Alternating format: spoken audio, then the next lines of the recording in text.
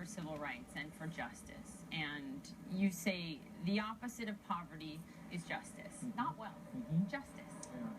What's going on in this country right now? Well, I think we've really been disconnected from our kind of core values. I think we've let the politics of fear and anger really create some really disastrous policies. And so for the last 40 years, all the politicians have been competing over who can be the toughest on crime. And that's why we went from 300,000 people in jails and prisons to 2.3 million today. To have the highest rate of incarceration in the world, to have 6 million people on probation and parole, 70 million Americans with criminal arrests, is a crisis that we have to fix. And I'm excited that people from both political parties now seem to recognize that. But that era of anger and fear shaping policy is the challenge that we face. And it manifests itself in all kinds of ways. In what we're doing in criminal justice, I think we haven't dealt with our legacy of racial inequality, and a lot of the issues that we're seeing manifest now are a function of the presumption of dangerousness and guilt that gets assigned to too many young people of color, which is why I think we've got to change that. And I just think if people saw what I see on a regular basis, they would want something different. And that's the reason why. Because you work with these kids in prison. That's exactly right. And what I see is that all of us are more than the worst thing we've ever done. I believe that for every person I've ever met.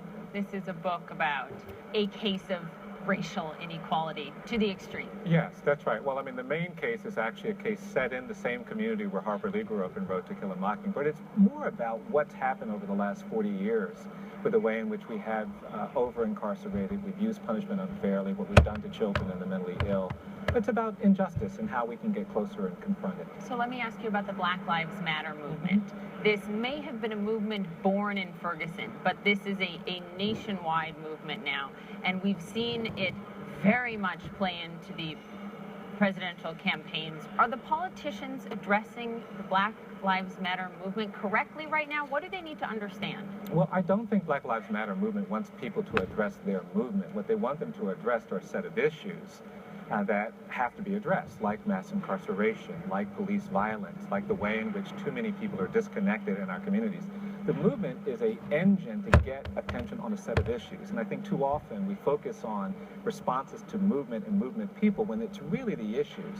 I was fortunate to be on a task force on policing that the president created to create recommendations on how to create more trust and legitimacy in every community between community members and the police. That's the priority.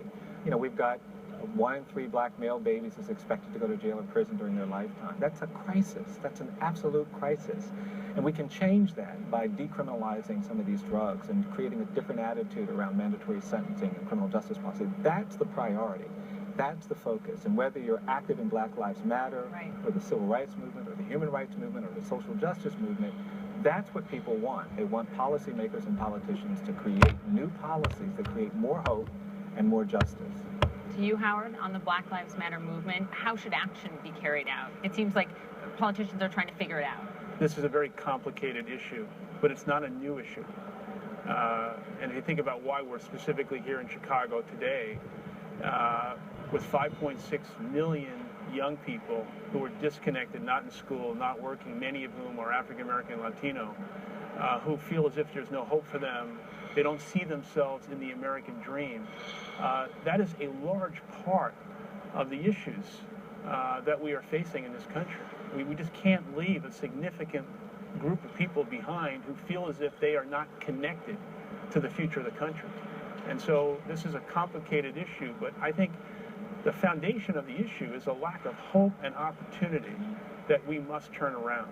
And of course it is the responsibility of government and government leaders, but it's also the responsibility of citizens and, in this case, businesses.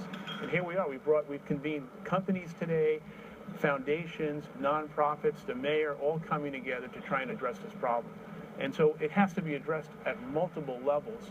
And I think the work that Brian has done and the book, the stories in the book and raising awareness about the issues around incarceration it's hard to believe. How could America be the #1 country in the world in terms of people in jail?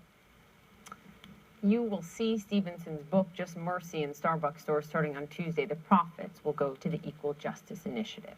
Still ahead here. It is the sex scandal rocking Michigan State House, a lawmaker apologizing after an alleged affair with a colleague. But the bizarre part is how one of them tried to cover it up.